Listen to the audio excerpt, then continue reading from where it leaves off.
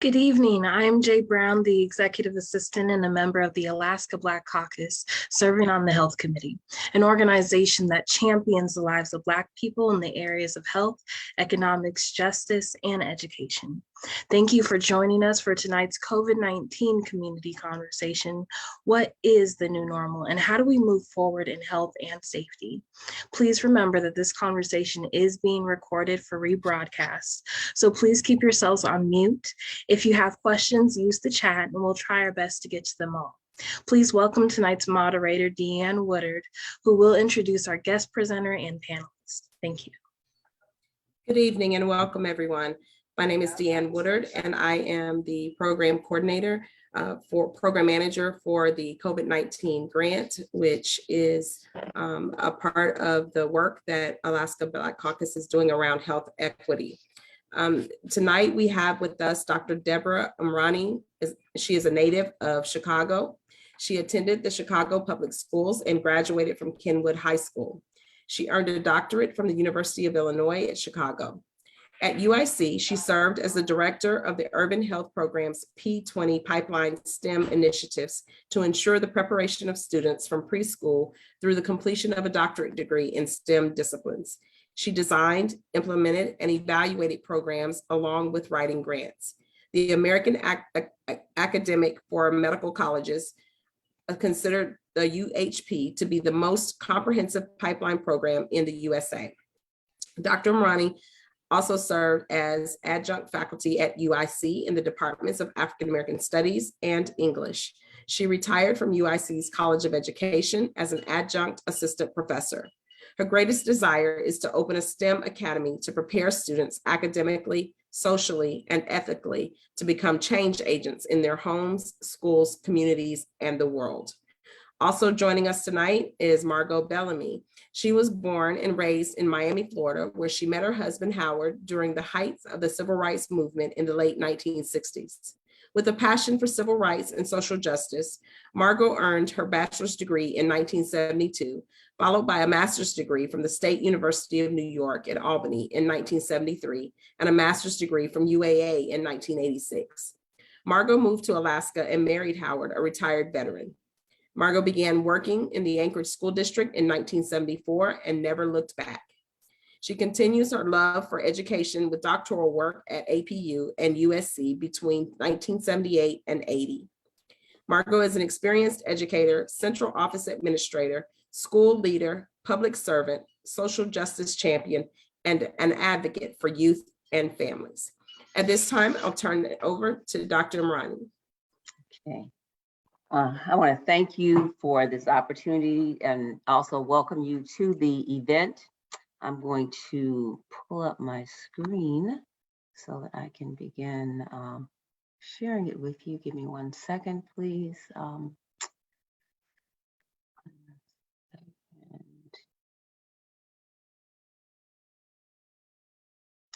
Here, oh, excuse me. Okay. All righty. I am going to go back a moment here. Give me a second. I'm sorry. I want to share my screen.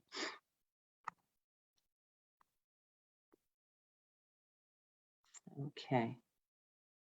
Just 1 moment. Here we go.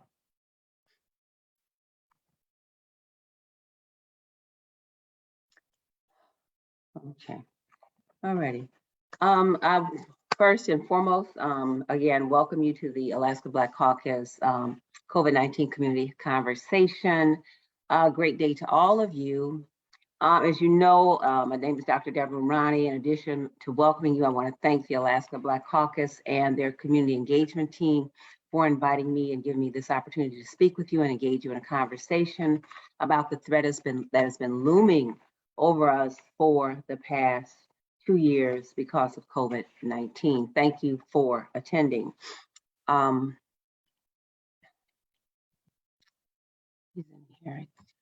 It's so ridiculous. Okay, excuse me. I'm sorry. Again, welcome. Okay. What is the new normal? That's one of the questions that we're going to be looking at today. How do we move safely forward in health and safety, and some of the lessons learned? What are the results of what we've learned in this situation? I'm going to be talking about optimal health as of right. We've had a lot of questions about COVID-19, and in response, we've received information, misinformation, disinformation, distortions, and out lies. And in some instances, we've earned and received the truth. The difference between misinformation is just stuff that isn't correct, and we find out later is not correct. And disinformation is when someone intentionally provides the incorrect information. Many people during the COVID-19 have entered the boxing ring of human existence, and COVID-19 just flattened humanity with a 1-2 punch. Everyone who entered the ring was left with an indicator that they had been involved in a fight, and for some that they bore the scars, that it did not end well for them. Some have long COVID, and others actually even had limbs amputated. Daily conflicting information came out, causing mass confusion and toilet paper shortages, price gouging for cleaning products, and bottled water. Daily conflicting information came out, causing mass confusion and empty shelves and drag-out fights in grocery stores. Manufacturers and the media offered a grim view of a dystopian future.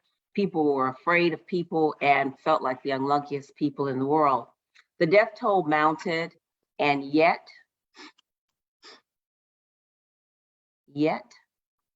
some of us are still here. According to Mildred Hunter, an individual who still works in the field of on the national level advocating for minority health, she said that COVID-19 amplified all of the issues and concerns that we have been working on in the field, those who've been working on the field for decades. Now everyone is surprised that these issues exist. Those of us who have been engaged in this initiative for a while have known the implications of the neglect that has already transpired. As we rise as a phoenix from the dust and ashes of uncertainty, there is a determination to chart a path forward. To do this, we need to look at the indicators. Is it doom and gloom, or can we begin to see our way clear? Is there a light at the end of the tunnel? My background, as she indicated, is in higher education. I spent over 20 years doing that, preparing the next generation of healthcare providers. We started in preschool and worked with kids all the way, and young adults all the way through the completion of a degree in medical school or the degree of their choice. This is a longitudinal effort, and you don't see the results overnight. As a matter of fact, you don't see the results even in 10 years.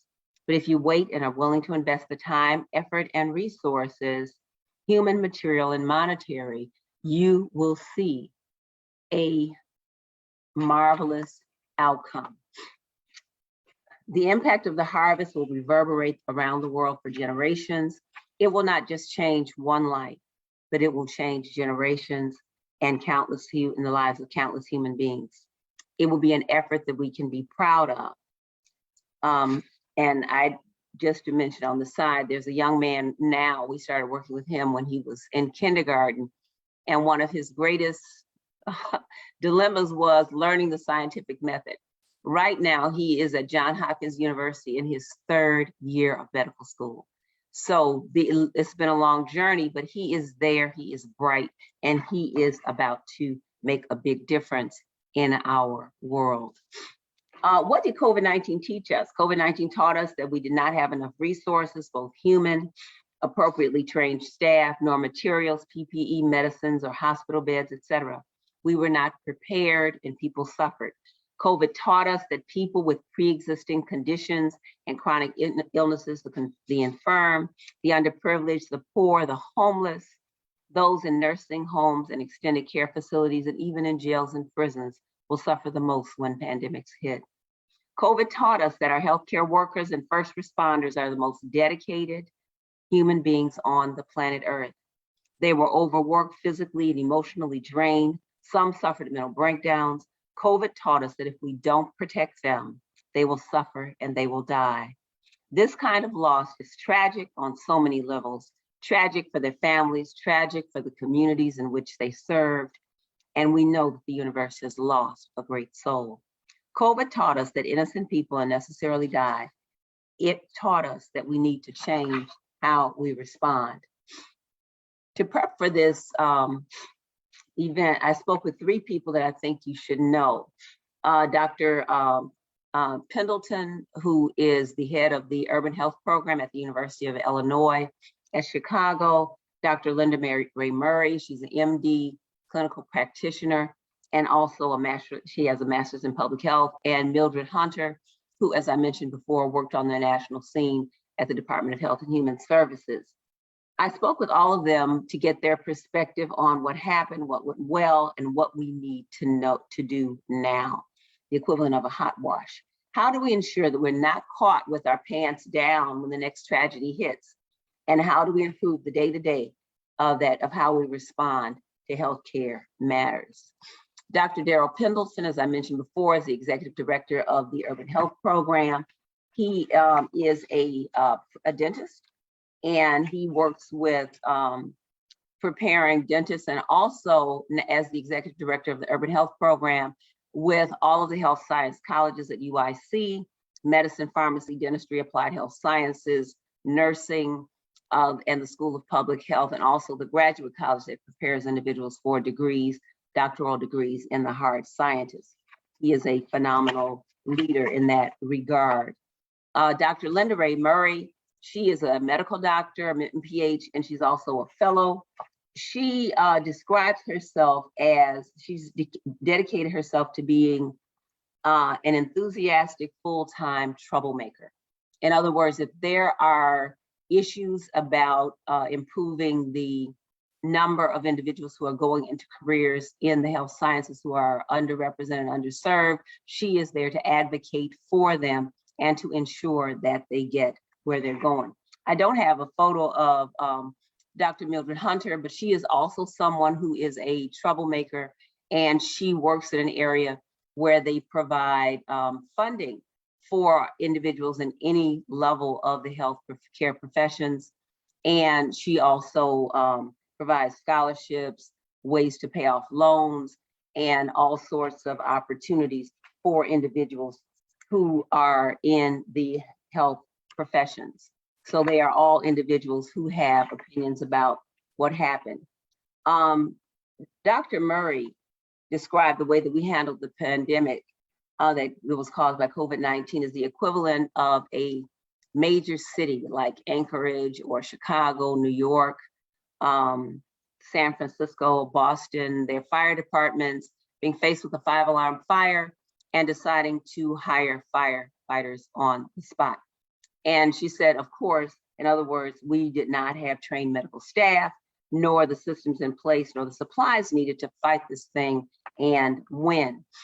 To frame the conversation, I want to use the words of a woman who is I call her a kingmaker. She owns her own television network. She also owns her own magazine, and she's the best talk show host ever. I'm not sure you guys know who I'm talking about, Oprah Winfrey. Every issue of her magazine, she asks the question, what do we know for sure? What do we know for sure? We know that people with COVID-19, that people became sick and some of them died. Others bear the scars of their battle and their disease with long COVID. We know that the weaknesses in the system showed up in a bold and brazen way. At the beginning of the pandemic, 40% of the people who died lived in communal living arrangements like nursing homes and the like. It looked like the lives of some folks were indispensable. We heard horror stories about in senior citizens' homes where they were just stacking the bodies in closets and conference rooms and everything because they didn't know what to do. We know for sure that people are tired of wearing masks, tired of being separated from families and their families and friends, and people want to get back to the new normal. This is what we also know, that we have to be prepared. We have to be locked and loaded and with appropriately trained staff, materials, and adequate resources to ensure that we need to meet meet the challenges fully equipped, not just to survive, but to thrive and win. I'm suggesting that we look at the post-COVID world and ask what is the new normal. The new normal must be steps beyond washing our hands and wearing masks and getting vaccinated and boosted. It's not just joining a group of maskless marauders going to places that we haven't been in the world in the last 2 years. Based on my conversation with the 3 experts, there's a necessity to use the bigger picture that the pandemic highlighted as the way to move forward. We have to look at the systemic solutions to the challenges that arose during the pandemic and make changes on those levels to see lasting change. In this way, we will reap the benefits of what we call the best practices and things that we need to see to make long-term positive outcomes. We often hear the term health equity talked about as a solution. When we think of health equity, we think it means the same health care for everyone. But this isn't the full picture of what we really need. People who live in Alaska have diverse healthcare needs from individuals who live in Chicago or places like Flint, Michigan. Remember Flint, Michigan? Health is not a cookie cutter enterprise. Healthcare should be individualized in a collective way to ensure the healthcare solutions offered to each patient and community represent holistic, thoughtful, and purposeful healthcare that yields the ways and means to obtaining and maintaining optimal health, because it is a result. In a utopian universe in the USA, which I call 3 to the 3rd power, health equity would be striving for optimal health for all.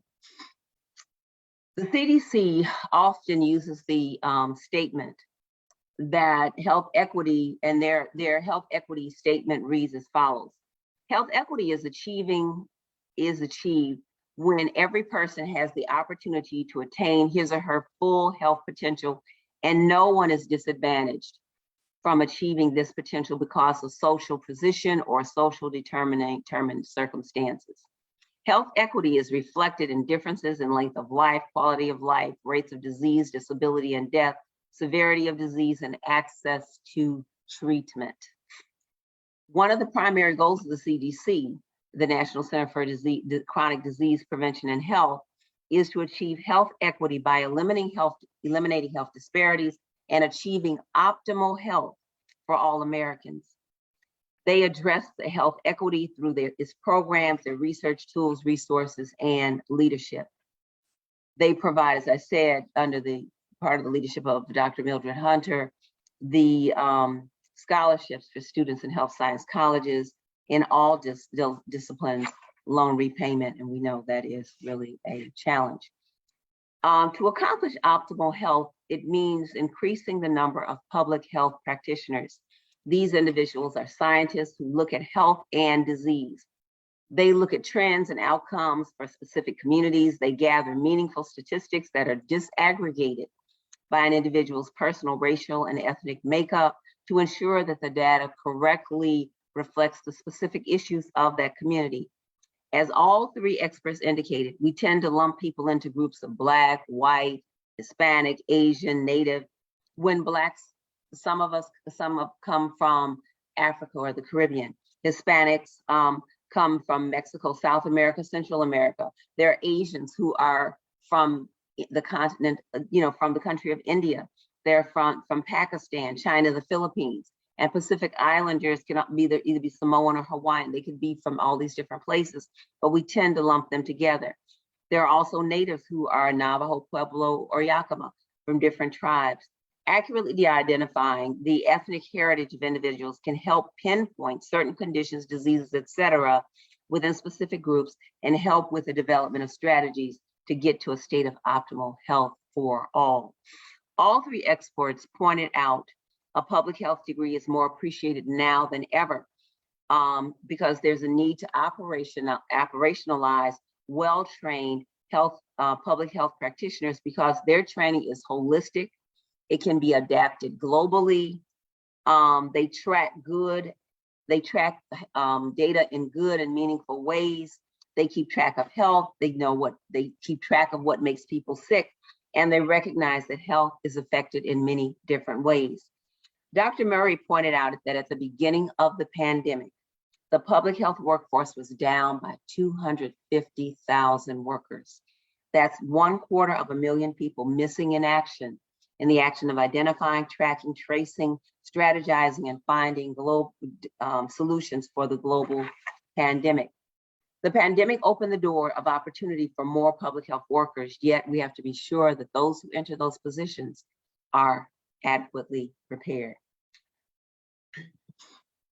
We have often looked at healthcare practitioners through the hierarchical lens. And I've been guilty of this. My own hierarchy dealt with MD, PhDs at the top, and surgeons, MD, pharmacists, etc., nurses. But I found out a thing about how important every individual in the healthcare arena is.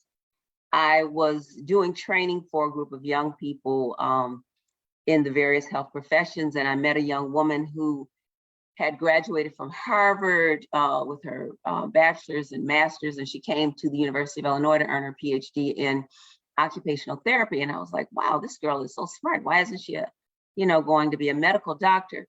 And she told this story. She said that she had a man come to her who had been in a car accident, and he became a quadriplegic because of the accident. And she said he was broken not only in his body, but in his spirit and his soul and in his emotions. He came to her. She said she was able to work with him. When the surgeon finished the surgery, the surgeon was gone. The medical doctor came in, did what they had to do. But she said she was able to work with this person over a period of time and help this individual move to optimal health, to help him heal physically, emotionally, psychologically. And she said none of the other professions would have been able to do that. And that was why she chose to be an occupational therapist. And it was very meaningful to me that every position in the healthcare industry, every individual, whatever they do, they have the temperament for it, and they should be respected.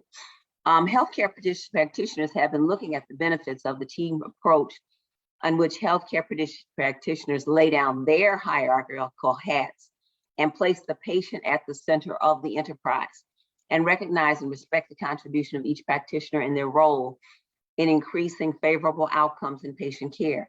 Doctors, surgeons, nurses, and therapists respectfully work together to achieve this goal.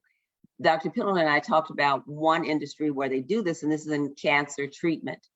And when a patient comes in for cancer, they have a team of experts made up of a doctor, surgeon, there will be a physician's assistant, a nurse, a pharmacist, nutritionist, a therapist. It could be physical, occupational, and also psychological to help deal with their mental health, depending on what that patient's needs are. One thing he indicated is that this model is costly and it is not effective over a large healthcare population. Doctors Murray and Pendleton both agreed that the community health care center model is the best approach to effectuate optimal health in communities. Dr. Murray pointed out that Alaska already uses this model in many of their clinics controlled by the sovereign native nations. It's a model of participation, control, and empowerment that yields good clinical care. Dr. Pendleton noted that in Chicago, the community health care centers are places where all the staff know the names of the patients as they come in. From the receptionist to the primary care team, the individual is welcomed and they see providers that look like them and understand their cultural challenges and needs. Murray indicated that beyond the physician, beyond the phlebotomist, beyond the nurses, the technicians, the social workers, and using a collaborative approach in healthcare, there also needs to be a public health worker who keep tabs on what's going on in the community. Things like increases in gang violence, things like spikes in the measles, grocery stores closing, schools closing, even things like renovations and demolitions. She made a point of a community in Chicago where there had been this unsightly factory that had a smokestack, and they went in, the team went in to destroy it, and they blew up the smokestack. What that did was it released years of smoke and soot into the air. which impacted the individuals with breathing problems in that community. If there had been a public health, community health care center in that area, the public health worker would have worked with the people, would have known that they were planning to do that, and warned them of what would happen if you just explode a smokestack in the middle of a community. And they would have done something else to remove the eyesore. Dr. Murray also pointed out that looking at healthcare through the lens of optimal health challenges us to take off the blinders of the narrow view of healthcare that we currently possess. Effective primary care is more than going to a good doctor. We have to view it as from a broader landscape, a holistic approach that captures the essence of what it means to be healthy. The saying that an ounce of prevention is worth a pound of cure is not an empty euphemism. The CDC indicated there are social determinants of health, things like clean water. Remember Flint, Michigan, right? Sewage, sanitation, food deserts, clean drinking water. Right now, in many communities, there are dollar stores where people are going to purchase their food, and that is not a good solution for optimal health. She also pointed out that we have to have an excellent K-12 educational system, community safety, safe jobs, and a decent living wage, concerns about climate change, especially in places like Alaska. Health insurance for all. She mentioned a single payer system. Medical care, Medicare for all is a basic human right. Well-trained primary care physicians who work with youth and seniors, and to have more underrepresented individuals in the healthcare workforce would greatly improve healthcare outcomes for African Americans and other underrepresented groups. Canceling student loans and free college for all, she threw that in, would also be an added bonuses. She mentioned that community colleges and state universities and also land grant institutions of higher education can accomplish this because it's in their mission. It's in their mission statement. She also mentioned empowering residents to be informed consumers. This is not socialism, but peopleism and humanism, and the product of an institutional commitment to really be there for the people. Hunter made note of that the way that the HRSA, Department of Health and Human Services, has institutionalized their health equity plan, the COVID-19 health equity plan. She encouraged individuals to contact their state legislators to lobby them to approve funding so that federal funds are not available, state fundings can fill in the gap, and that people lobby their city councils to replicate the best practices throughout the state. That is essential. Encouraging legislators on all levels to end the digital divide and increase communication between politicians, educators, healthcare providers, and the community will help. We should also teach parents to be the boots on the ground in underserved communities and to build a compelling argument to speak to our political servants about change. Pendleton, Murray, and Hunter suggested that we begin to rethink the workforce and expand our vision of who a primary care provider can be beyond the physician, noting that physician assistants and nurse practitioners have great training, and that also dental hygienists can be used to identify oral problems, health problems that require more in-depth treatment. We cannot forget the importance of the role of nurses and other frontline workers in patient care. Good primary care providers help patients to navigate the rest of the medical care system. Murray pointed out that at the beginning of that in the US, 70% of physicians are specialists and only 30% of primary care. It's the exact opposite in Europe.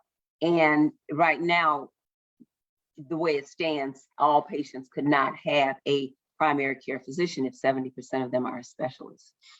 Dr. Pendleton indicated that although these were the worst of times, the UIC Urban Health Program used the summer of 2020, the summer of COVID and the summer of social unrest as an opportunity to make it the best of times for the recruitment, enrollment, reticulation, retention, and graduation of African American and other underrepresented students in at the healthcare colleges at UIC. The deans of the colleges and university leadership supported the intentionality of this effort. With testing sites for the MCAT and PCAT closed, most of the colleges made the test scores optional. They also offer great financial aid packages to the students that they enroll. The Urban Health Program played a major role in this effort as it worked with the colleges of medicine, dentistry, pharmacy, nursing, applied health sciences, and public health to operationalize the development of a dynamic healthcare workforce composed of well-trained minority healthcare workers on all levels of the healthcare spectrum of service providers.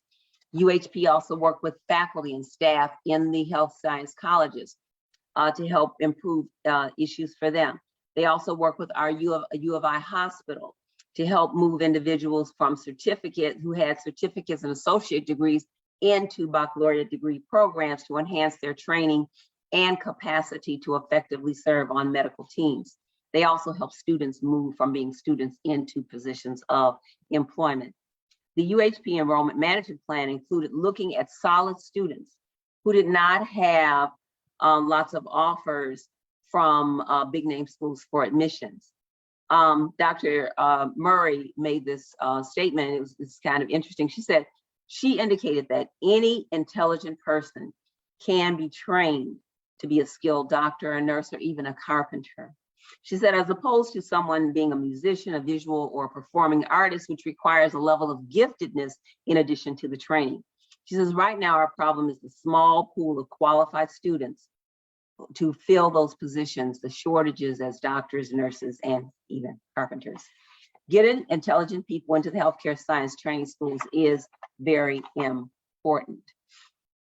She suggested that beyond the need for pipeline programs, there's a need to improve the quality of education for all students so that all students have choices.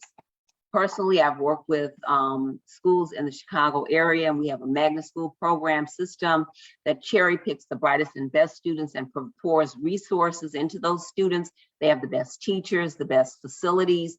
They have opportunities of all kinds.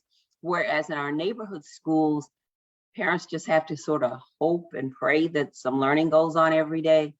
And it has increased what we call the pipeline to prison, because poor education does lead to that. And we need to make sure that there's a commitment to ensure that all schools and all districts have excellent qualified teachers who are providing using best practices and differentiated instruction to prepare students to be the best, intelligent, ethically grounded person who can make a positive contribution to the world.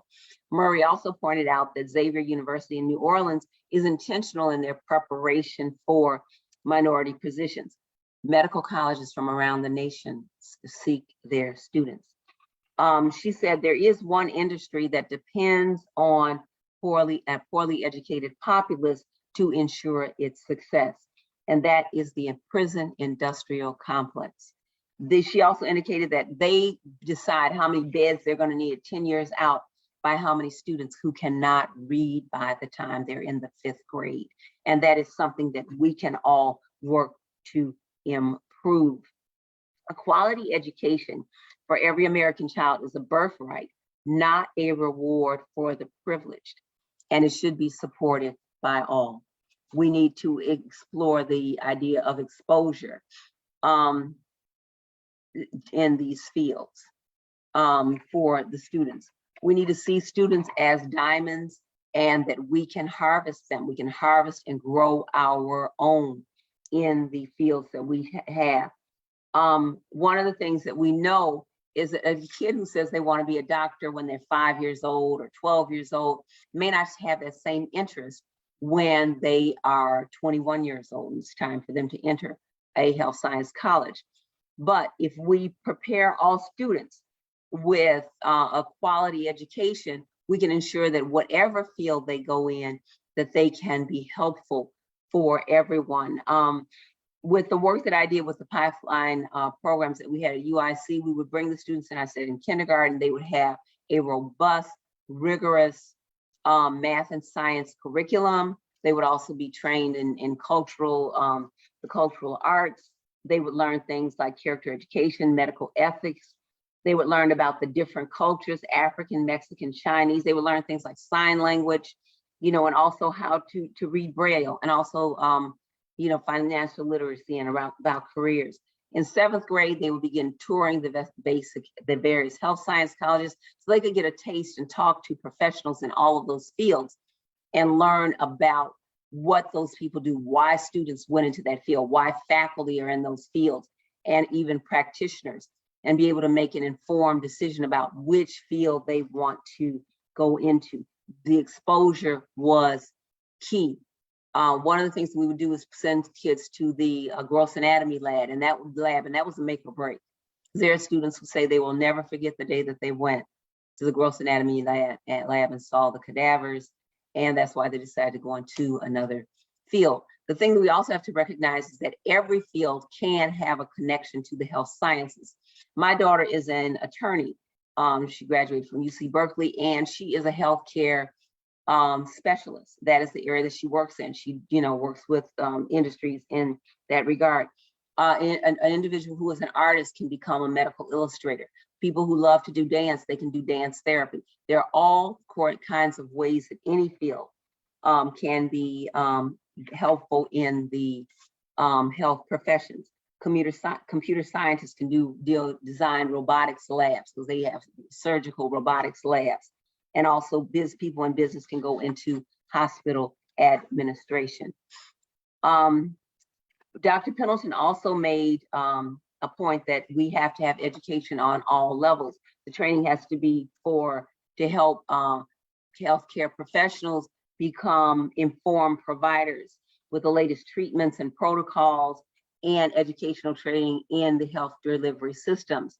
This includes, helping them to respect caregivers, and using the correct language was one thing that Dr. Hunter pointed out, being sure that what one is saying is not demeaning, and so that they can build bridges in patient care. Precious Marie Walker, which I know you all know, she actually did a study when she was studying, and they explored the various communication styles of physician. One was authoritarian, and the other was a collaborative approach. They found that doctors who use a collaborative approach, which meant that they actually talk with the patient about their care, talk with the patient and got them involved, that those were the doctors and the physicians who had the best outcomes for their patients, because the patients were willing to comply more fully because they felt that they had a supportive relationship and that the person really was willing to listen to them. Dr. Murray also noted that empowering people in their communities to forming important critical alliances with other communities is a great use of resources. There's a need to discuss attitudes about health, develop collaborative treatment plans to increase patients' awareness of supportive relationships with their PCs. The increase in the number of healthcare providers, Pendleton said, schools of health science schools need to be more flexible in how they their admission, and then also the curriculum development.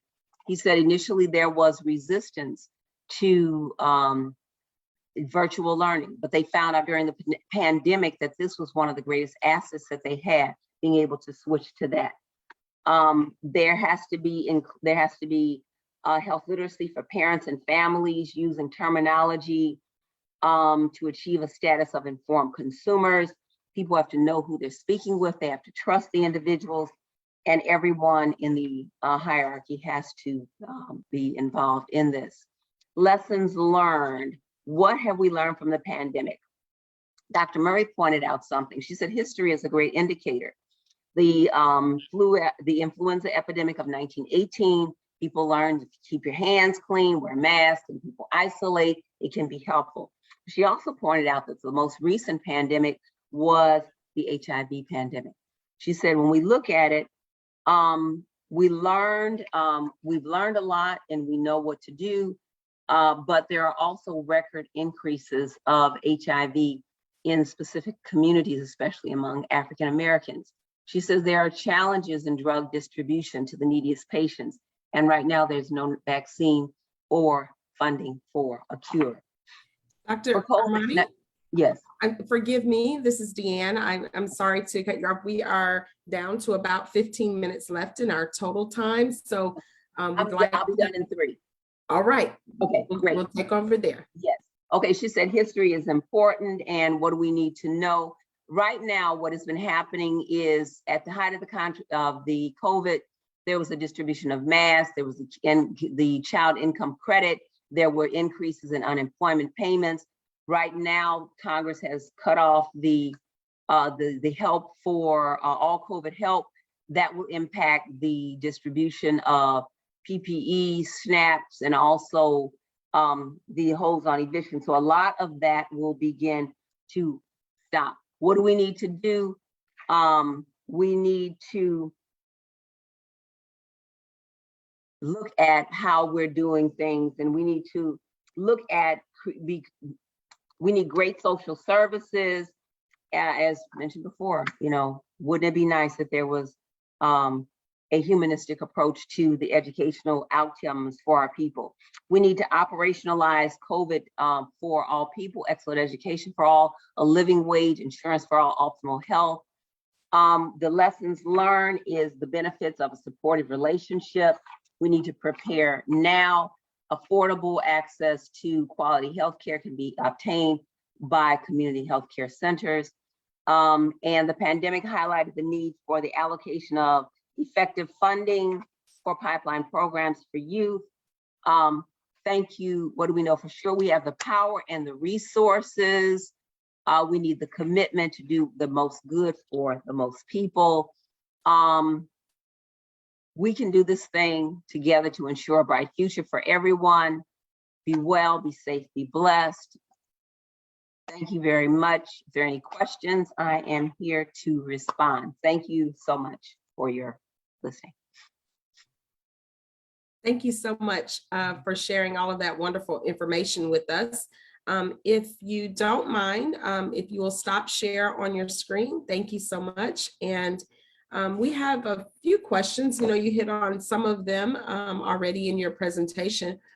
I'd like to, one, ask my colleague to continue to watch the chat for any questions that may come from our audience.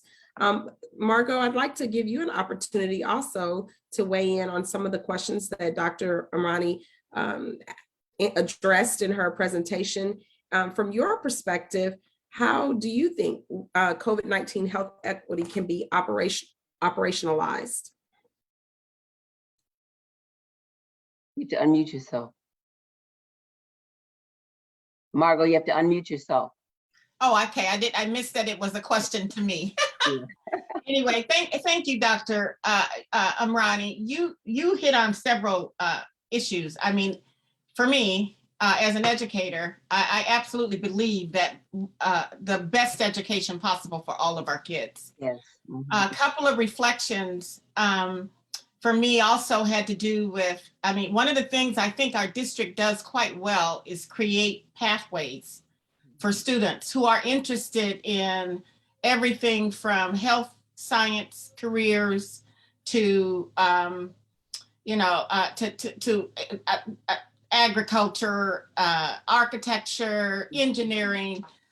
We are purposefully opening up those pathways and creating more of them so that students have that choice. And so those are a couple of things that I didn't really hear the whole question, Sarah Deanne, but those were a couple of things that that stuck with me as she was talking. You have to unmute yourself too, Deanna. We can't hear you. Very good, thank you. No, I just asked how COVID-19 health equity could be operationalized, what your thoughts were on that. Yeah, so the equity for us, really a couple of things and I can only speak from the educational perspective, but I do know that from what we've had some triumphs and some struggles, like every other school district and every other community.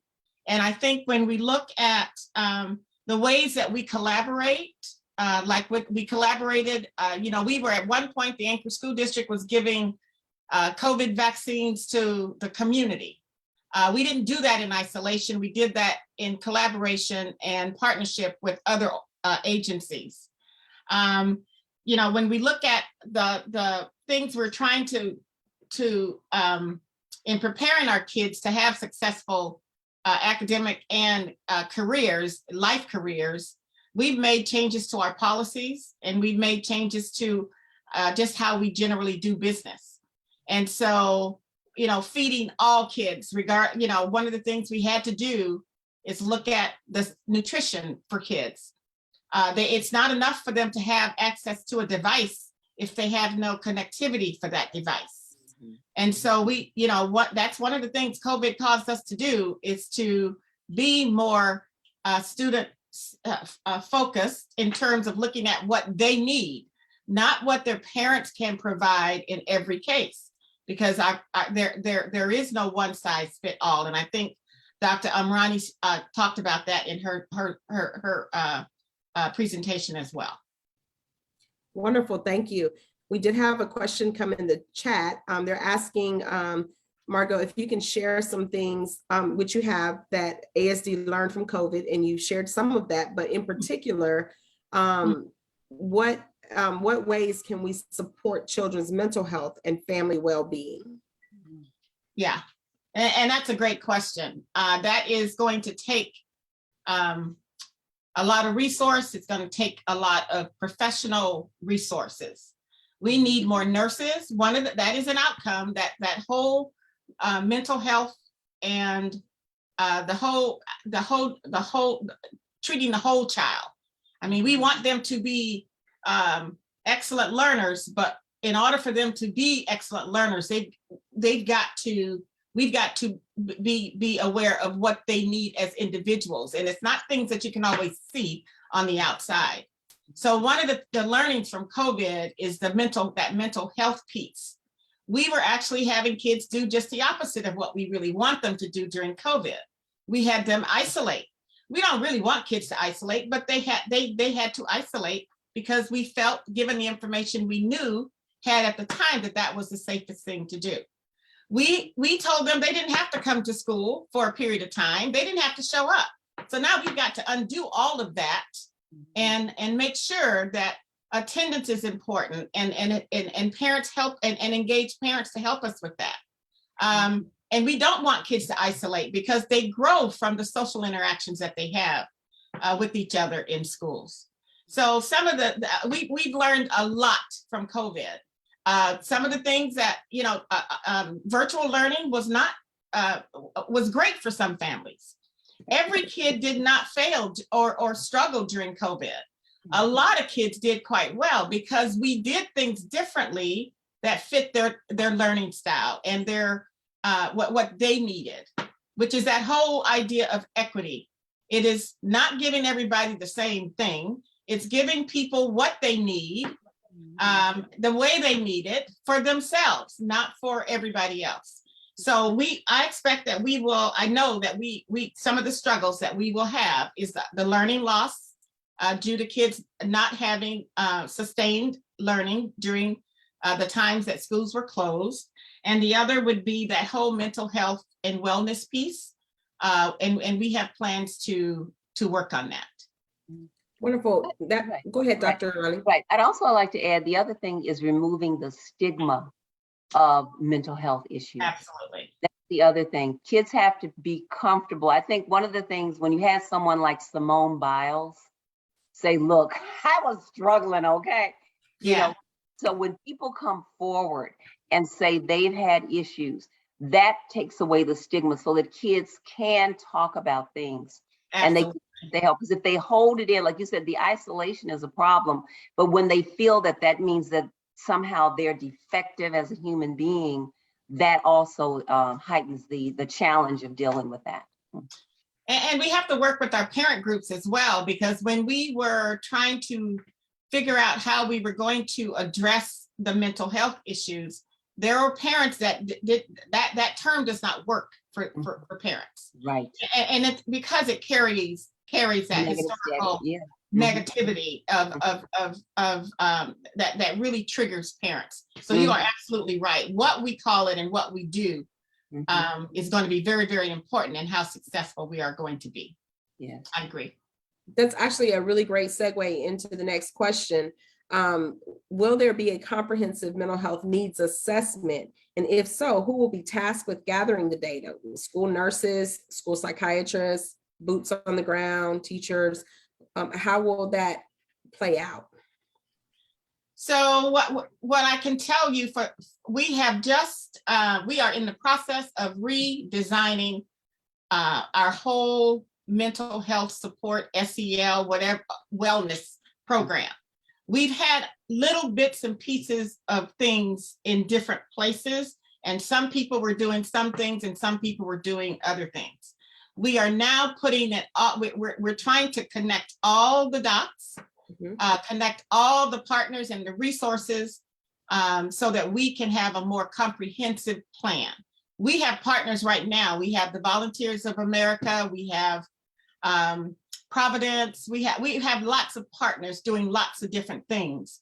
What we believe as a board we need to do and are doing is to really rebuild a comprehensive plan that would include not just the mental health supports, but the SEL supports, the restorative justice pieces, making sure that we're creating a program. So who's going to keep that data? I think the senior director who is in charge of that will be working with our partners and with our staff to gather and brief the board on the data. And also making everyone responsible for the children. We're all caregivers. And if you see something, as they say, if you see something, say something. Yeah. You know, letting the parents know and letting the educators know, letting everyone in the school. I mean, even a janitor may see a kid doing something strange and just report it to someone so that someone can begin asking questions. Because what's happening in families, especially in areas where we have increased violence and everything, kids don't know how to react, you know, and just having someone who comes in and notices and in a kind way, you know, starts a conversation with that child can make all the difference in the world. Absolutely. And that was a void during COVID because we didn't have those watchful eyes. Yes. We didn't have the adults. And I agree. And in our district, I do believe that we have that adults know, you know, that in every one of our schools, we have adults who kids feel real comfortable going to and talking to. Yes. Now, that is not going to work for every single kid, right? So we've got to have lots of ways for people to give us information. Eyes. Yeah. Yes. Very good. Another question, how will the COVID-19 mental health funding be allocated? Title I schools, secondary schools, etc. So is there funding? I'm not quite sure. The funding that we got, the funding is allocated. I mean, I don't have that paperwork here with me, but we are accountable to the state. We're accountable to the muni. I mean, we have so many. So it's not just going to Title I schools because our kids are struggling in every one of our schools. But we do understand that the Title I, the needs in a Title I school might be different, which is why Title I schools already get an extra pool of money aside from any other allocation. So and that money is spent based on the principal, the community, what that community feels it needs. And so it will be spent in a variety of different ways. So there is district allocation of staffing and funds and that every school will get. If you are a Title I school, you get extra funds. And that money, the amount of is not determined by us, it's determined by others. And it's spent by that school community. Okay, thank you. And one to advocate. This would be a time for parents and educational leaders to advocate for additional funding for those particular things. Yeah. Mhm. Right. We have 1 minute for one last question. So each of you gets 30 seconds to try to answer this one before I turn it over to Jay. How did the lack of preparation for COVID force you to be creative in your respective duties and accomplish your institutional goals? How did the lack of Preparation for COVID force you to be creative in your respective duties and accomplish your institutional goals? That comes from our chat. A question from our chat. Oh, well, okay. I'll take a stab at it. I mean, at that time, I'd only been on the board for when COVID hit. I think I was on the board 6 months. So everything I had planned, I thought I had planned went out the door, because keeping our kids safe and keeping our staff safe became a priority in a time when we didn't know what we were facing. And so I would say the impact for me would have been all those lofty goals I thought I needed, that I had campaigned on just 6 months earlier. I realized very quickly that that is not what our district needed, nor what our kids needed. So I pivoted like everybody else. I pivoted, I focused on kids. And I continue to do that to this day. Not that I would not have done it if there was no COVID. I just would have thrown in a little bit more. I would have probably been a little bit more creative with what I thought would benefit kids. But during COVID forced us to focus on keeping our kids healthy and safe, and our staff. For me, the virtual learning environments became very important, and helping to engage the students. That became, just really, really important. And being able to see the kids, students, and talk to them.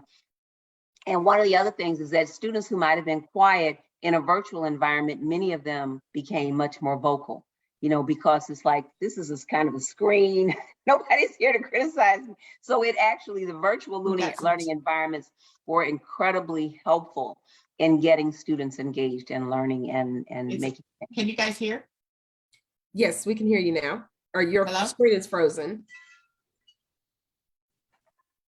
Okay, there you go. Okay. All right. Thank you both for those answers and that engaging dialogue. I will say for myself, a heartfelt congratulations to Margot, who is also my sorority sister, for her second term in Anchorage School Board as the board president as well. So she's returning for her second term. So congratulations to you. And I would like to turn that over to Jay, who will close us out. Again, thank you to our program participants, and of course you for joining us this evening.